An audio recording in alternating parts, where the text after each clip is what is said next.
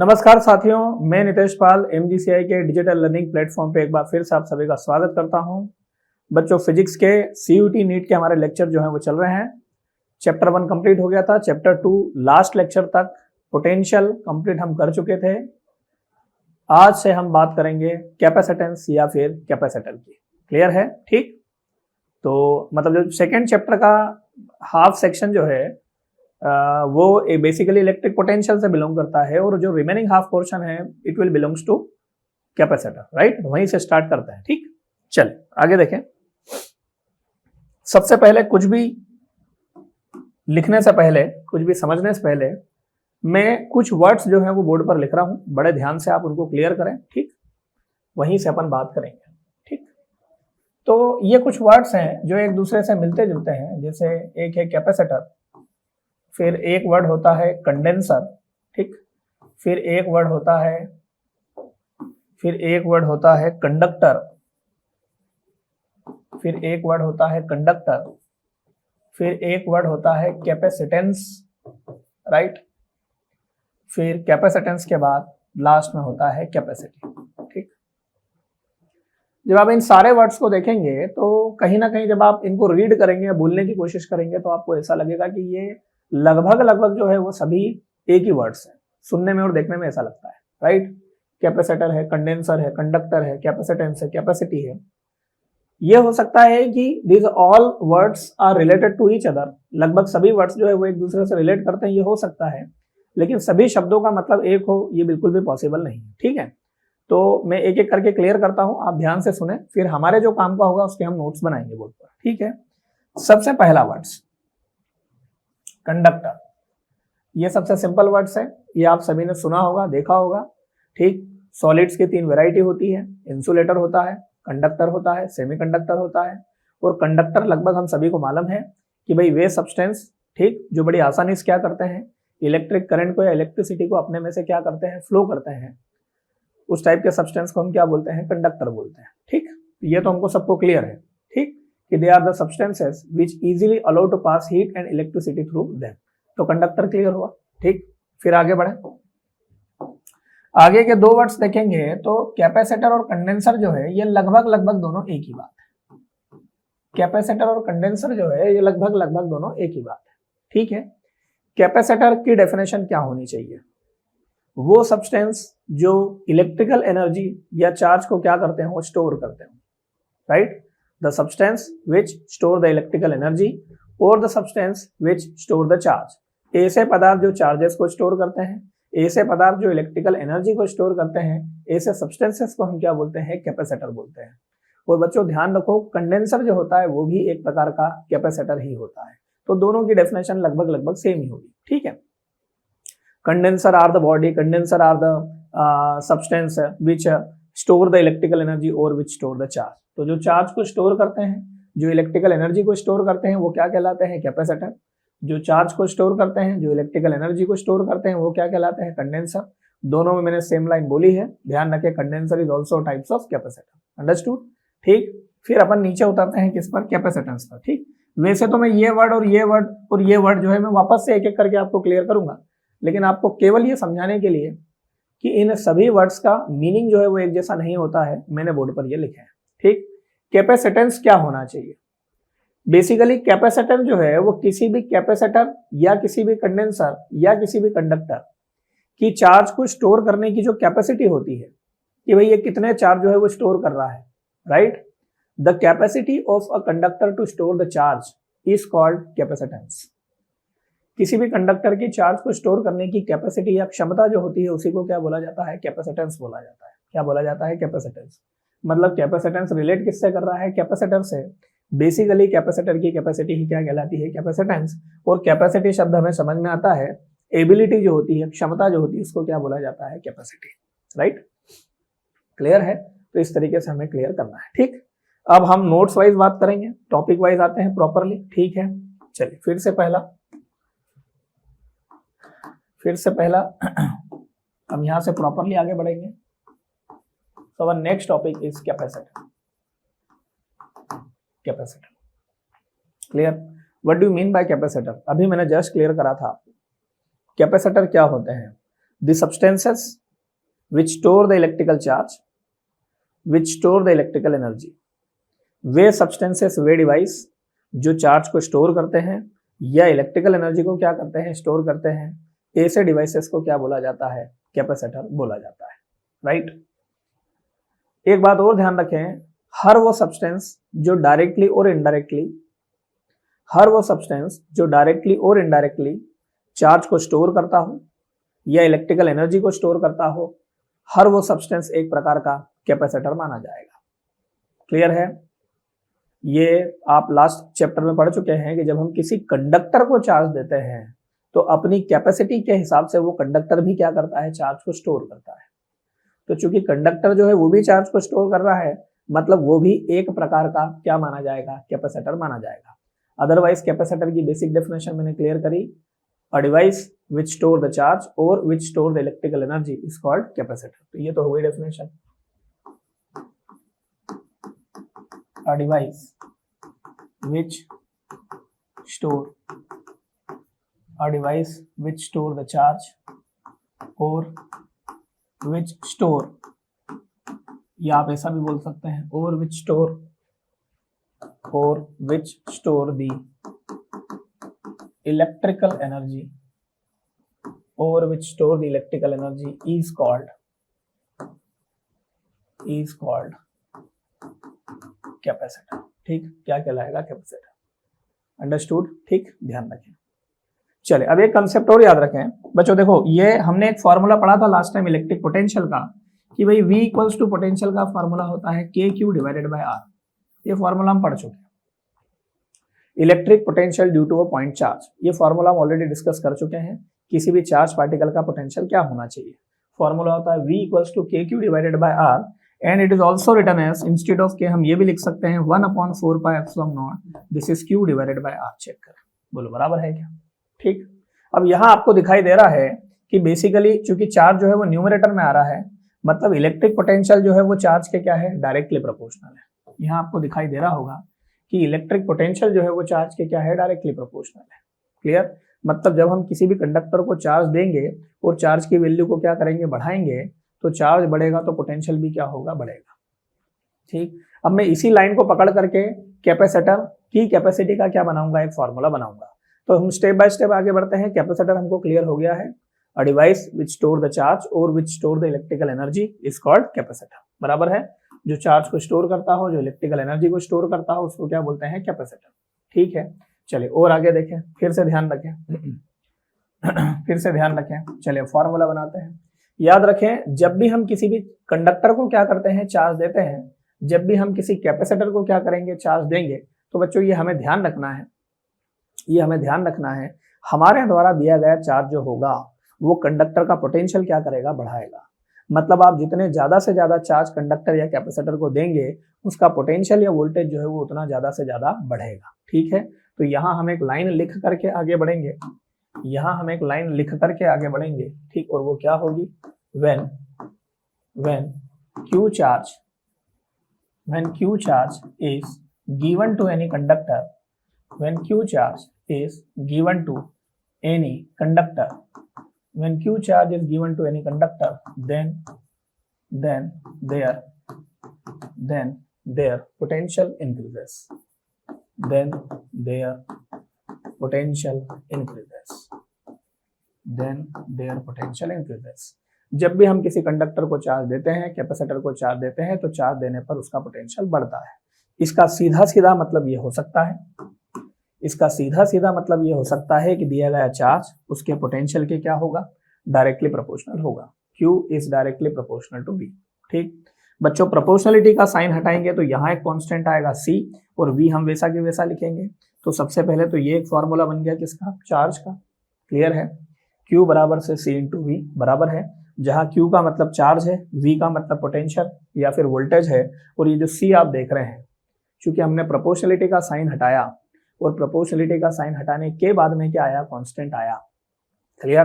तो ये जो C है ये कांस्टेंट ऑफ प्रोपोर्शनलिटी को डिनोट करता है, ये जो C है ये कांस्टेंट ऑफ प्रोपोर्शनलिटी को डिनोट करता है, और हम इसी को क्या बोलते हैं, कैपेसिटी ऑफ कैपेसिटर या फिर कैपेसिटेंस। ठीक है, हम इसी को क्या बोलते हैं, कैपेसिटी ऑफ कैपेसिटर या फिर capacitance. Q equals to C into V, या फिर C इक्वल्स टू क्या लिखा जा सकता है, Q बाय V, या फिर C इक्वल्स टू क्या लिखा जा सकता है, Q बाय V। अंडरस्टूड? ठीक, ध्यान से देखें, Q for charge, V for potential, और C जो है it is the capacity of a capacitor to store the charge, जिसका नाम होता है कैपेसिटेंस। क्या होता है, कैपेसिटेंस। तो बच्चों ये कैपेसिटर की कैपेसिटी या कैपेसिटेंस का आपको एक फॉर्मूला मिला, C equals to Q divided by V।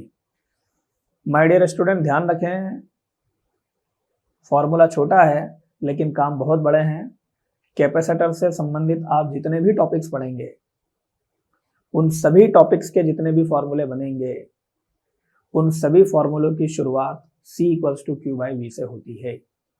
मतलब ये बेसिक फॉर्मूला है। स्फेरिकल कंडक्टर की कैपेसिटी बनाना हो, पैरेलल प्लेट कैपेसिटर की कैपेसिटी बनाना हो, किसी कंडक्टर की कैपेसिटी फाइंड करना हो, every formula will be started from C equals to Q by V। हर फॉर्मूला कहाँ से स्टार्ट होता है, C equals to Q by V से।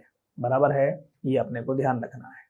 और अभी मैं एक ब्रह्म वाक्य बोलूंगा जोरदार वाला, उसको अच्छी तरह से दिमाग में ठांस लेना है। ठीक, और वो ब्रह्म वाक्य ये है कि आप किसी भी कंडक्टर या किसी भी कैपेसिटर की कैपेसिटी का फॉर्मूला पढ़ें, ध्यान रखें, इस बेसिक फॉर्मूले में आपको Q चार्ज और पोटेंशियल भी दिखाई दे रहा है, लेकिन जब मैं इस फॉर्मूले की मदद से आगे किसी भी कैपेसिटर की कैपेसिटी का फॉर्मूला बनाऊंगा तो उस फॉर्मूले में ना तो किसी प्रकार से चार्ज Q आएगा और ना किसी प्रकार से पोटेंशियल भी आएगा।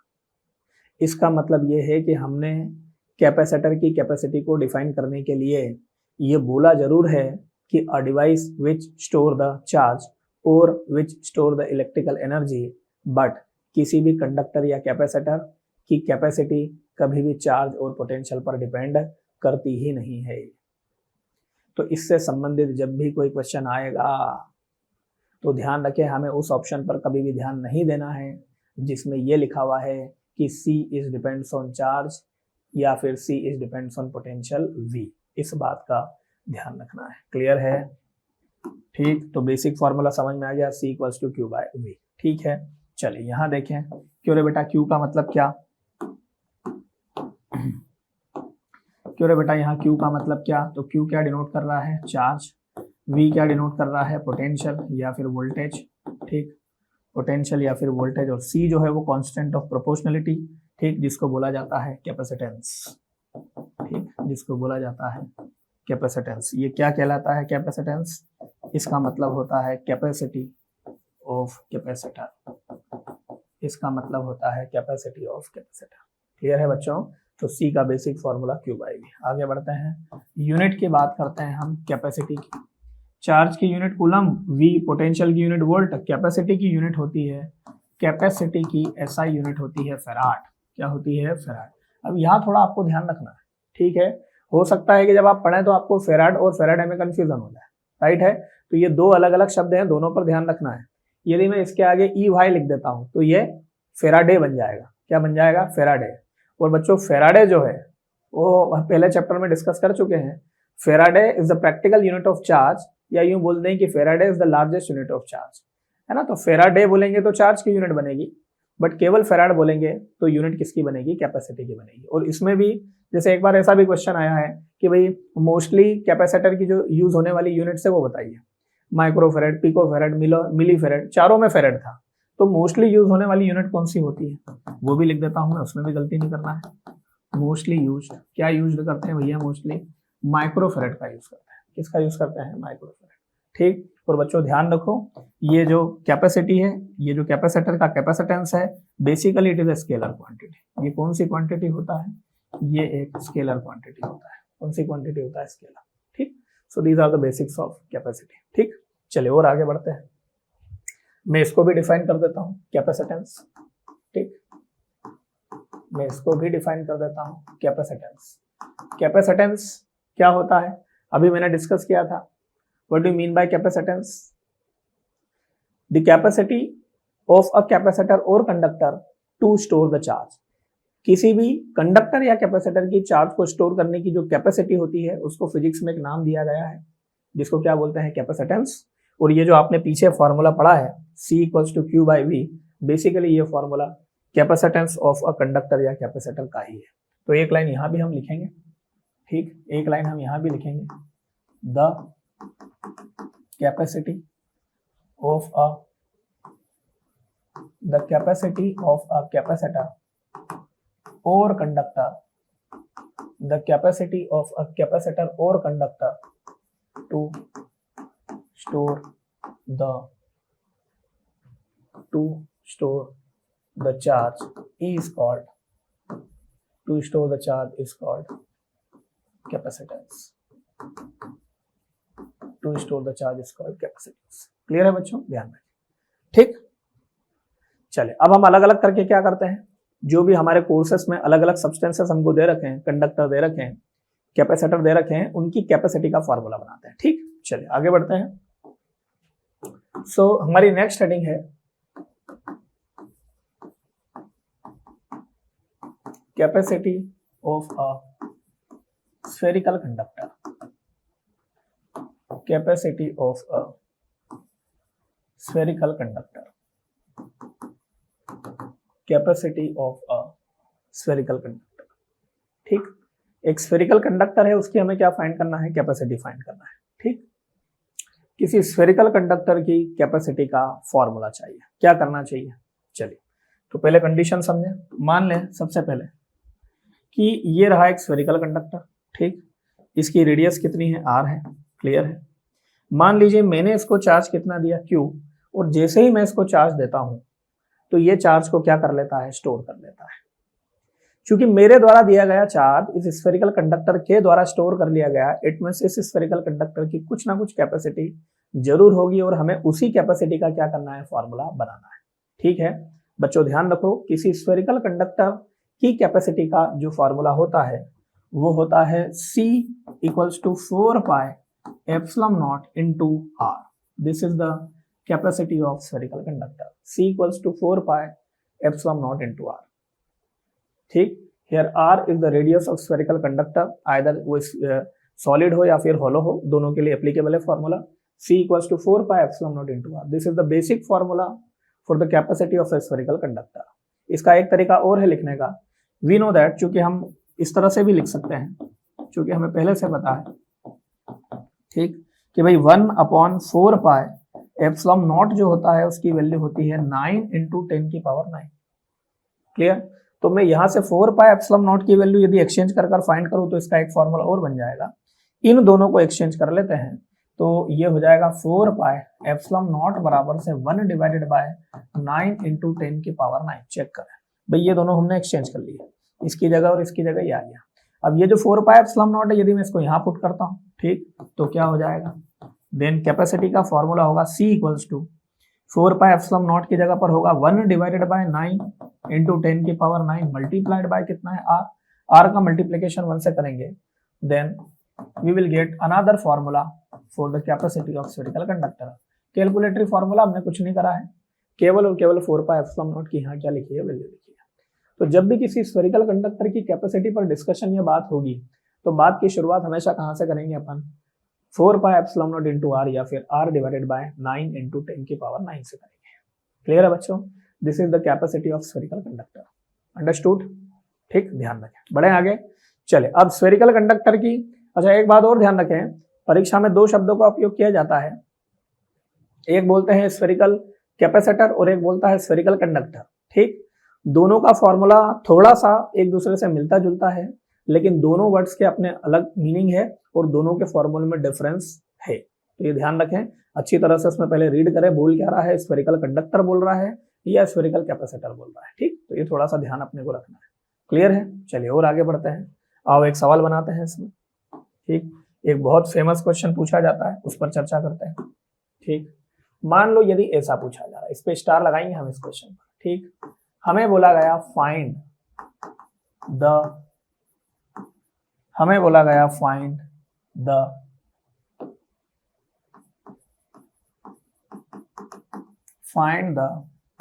कैपेसिटी ऑफ अर्थ, ठीक।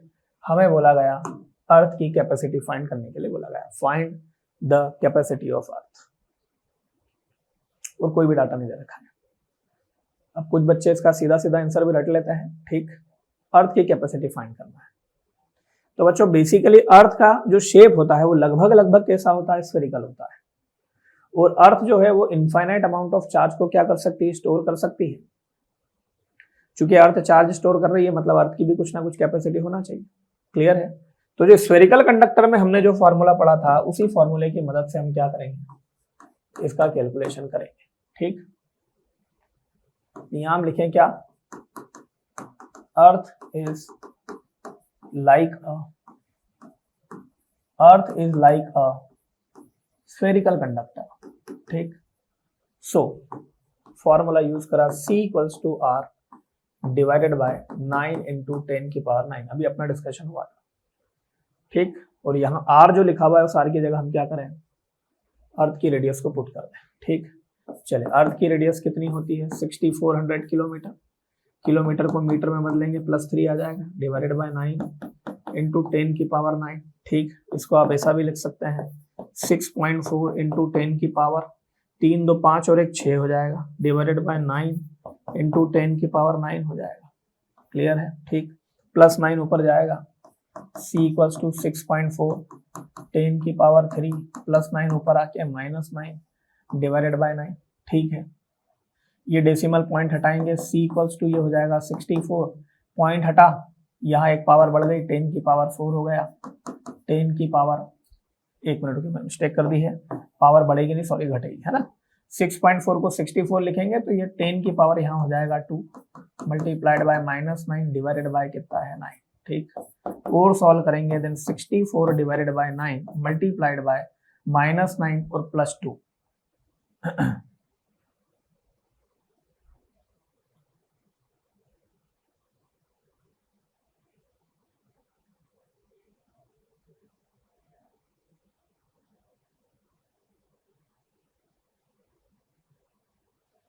एक मिनट बच्चों, में आप थोड़ा सा देखें, मैंने लिखने में ज्यादा जल्दी कर दी है। ये एक्चुअल में 6.4 इंटू 10 की पावर 6 यहाँ तक है, किलोमीटर को मीटर में बदला और ये पावर चेंज करो, और यहाँ 6 को मैं क्या लिख रहा हूँ, 3 लिख रहा हूँ, तो निश्चित तौर पर आंसर गलत ही आएगा, है ना। यहाँ से इसको करेक्ट करते हैं,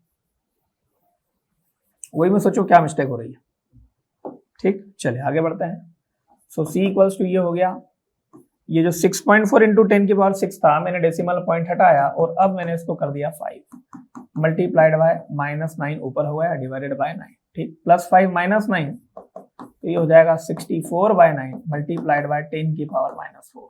64 बाय 9 करेंगे, आंसर आएगा 7.11 इंटू 10 की पावर -4, और ये उत्तर का है फेराड में, और ये डेसिमल पॉइंट भी हटाते हैं तो हो जाता है 711। ये डेसिमल पॉइंट भी हटाते हैं तो हो जाता है 711 इंटू 10 की पावर -6, और वो भी का है फेराड में, -6 हटाएंगे तो ये हो जाएगा 711 माइक्रोफेराड। जब हम अर्थ की कैपेसिटी को फाइंड करने की कोशिश करते हैं तो थ्योरेटिकली आंसर आता है 711 माइक्रोफेराड। बच्चों याद रखो, यदि कैपेसिटी ऑफ अर्थ पूछा गया है और ऑप्शन में 0 और इन्फिनिटी इस तरह की कोई ऑप्शन नहीं है, सभी वैल्यू वाले ऑप्शन दे रखे हैं, तो करेक्ट आंसर क्या माना जाता है, 711 माइक्रोफेराड। और प्रैक्टिकली अर्थ की कैपेसिटी इतनी नहीं होती है, ये वैल्यू केवल और केवल रेड पेन से लिख देता हूं, दिस इज ओनली कैसी करेक्ट है बेटा,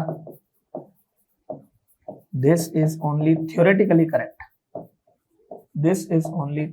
करेक्ट, प्रैक्टिकली अर्थ की कैपेसिटी 711 माइक्रोफेराड नहीं होती है। ठीक है, फिर कितनी होती है, तो अब मैं यहाँ पर नोट डाल के लिख रहा हूं, बड़े ध्यान से इसको नोट कर लेना है कॉपी में जब भी नोट करें। ठीक,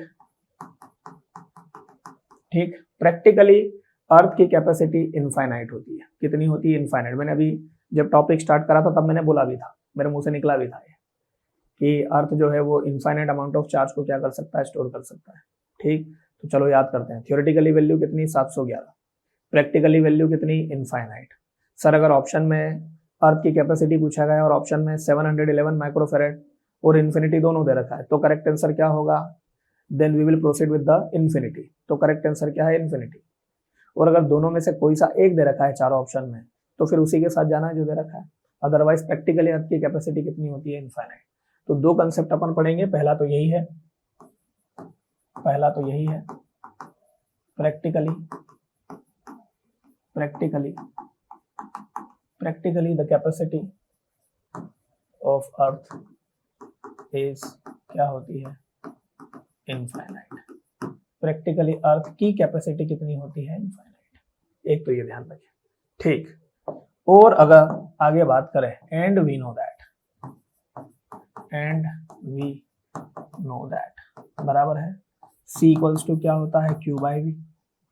दोनों को एक्सचेंज करें तो V इक्वल्स टू क्या हो जाएगा, Q बाई C, ठीक। इसमें भी यदि किसके लिए बात कर रहे हैं, फॉर अर्थ, यदि हम अर्थ के लिए बात करें तो V equals to Q divided by कितना हो जाएगा, इन्फिनिटी हो जाएगा। अर्थ की बात हो रही है, किसी भी क्वांटिटी को इन्फिनिटी से डिवाइड करते हैं तो आंसर कितना आ जाता है, 0। तो पोटेंशियल कितना आ जाएगा, 0, ठीक। दो कंसेप्ट हो गए, अर्थ की कैपेसिटी कितनी, इनफाइनाइट, और अर्थ का पोटेंशियल या वोल्टेज कितना, 0, ठीक। दोनों बहुत इंपॉर्टेंट टॉपिक हैं, बहुत इंपॉर्टेंट बात है, अच्छी तरह से याद कर लें। जब भी अर्थ की बात होगी कैपेसिटी कितनी होगी, इनफाइनाइट, और पोटेंशियल कितना होगा, 0। क्लियर है, ध्यान रखें बात। बढ़े आगे, ये सर्किट सॉल्व करने में आपके काम आएगा। मतलब कहीं पर भी किसी सर्किट में यदि ऐसा दे रखा है कि मान लो कोई पॉइंट है और वो ये अर्थ का चिन्ह है, मान लो कोई पॉइंट है और वो सीधे सीधे किससे जुड़ा हुआ है, अर्थ से। मान लो ये पॉइंट दे रखा है एक C, मैंने देखा C किससे जुड़ा हुआ है, अर्थ से, और अर्थ का पोटेंशियल कितना है, 0। तो C वाले पॉइंट पर भी पोटेंशियल मुझे कितना लेना होगा, 0। ये आगे आपके काम आएगा सर्किट सॉल्व करने में, ठीक। ध्यान रखें, क्लियर है, ये कंसेप्ट हो गया, बराबर। बढ़े आगे, ठीक, ध्यान रखें। चलिए आगे बढ़ते हैं, ठीक। फिर से देखें, अगर हमसे पूछा जाए कि कैपेसिटी चार्ज और पोटेंशियल पे डिपेंड करती है क्या, तो हमारा आंसर नो होगा। किसी भी कंडक्टर या कैपेसिटर की कैपेसिटी कभी भी चार्ज या पोटेंशियल और वोल्टेज पर डिपेंड नहीं करती है, ध्यान रखें, ठीक, नहीं करती है। Now come two types of capacitor. अब मैं आता हूं कैपेसिटर के प्रकार पर। बच्चों, कैपेसिटर 3 प्रकार के होते हैं, 3 टाइप्स। पहला होता है पैरेलल प्लेट कैपेसिटर, ठीक, शॉर्टकट में इसको PPC बोला जाता है, ठीक। दूसरा होता है स्फेरिकल कैपेसिटर, ठीक, and the third one is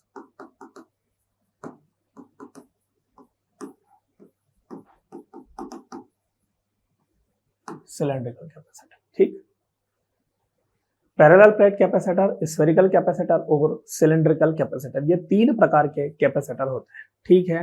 अच्छा, ध्यान रखें, कैपेसिटर की एक मैन्युफैक्चरिंग डेफिनेशन ये भी है कि दो एक जैसी सिमेट्रिकल बॉडी को एक दूसरे के क्लोज में रख करके इनमें से किसी एक को चार्ज दे करके दूसरे पे इंडक्शन के कारण अपोजिट चार्ज प्रोड्यूस हो करके आप जिस किसी भी सब्सटेंस या डिवाइस का निर्माण करते हैं, फॉर्मेशन करते हैं, वो भी क्या कहलाता है, कैपेसिटर। एक जैसी 2 बॉडी लेनी है, ये भी एक परिभाषा है इसकी, manufacturing definition. It is the combination of 2 same shape and size conductor, right. 2 एक जैसी बॉडी ली, दोनों को एक दूसरे के बहुत पास में रखा, ठीक, क्लियर है।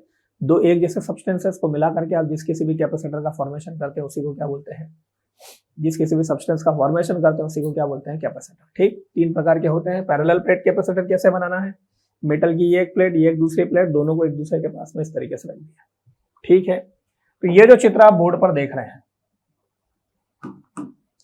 ये रही मेटल की एक प्लेट, ठीक, ये रही मेटल की दूसरी प्लेट।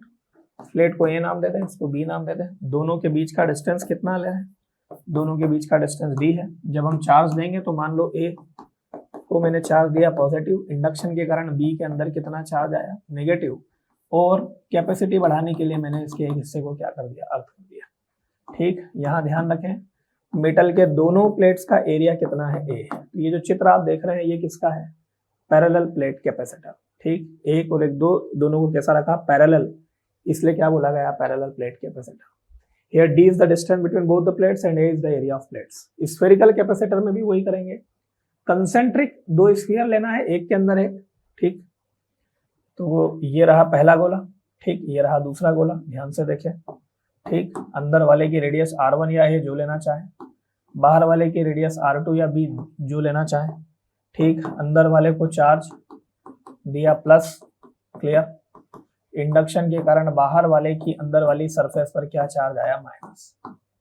बोलो क्लियर है। और हमने इसकी बाहरी सरफेस को क्या कर दिया, earth. This is spherical capacitor. Conductor की बात नहीं कर रहे, स्फेरिकल कैपेसिटर।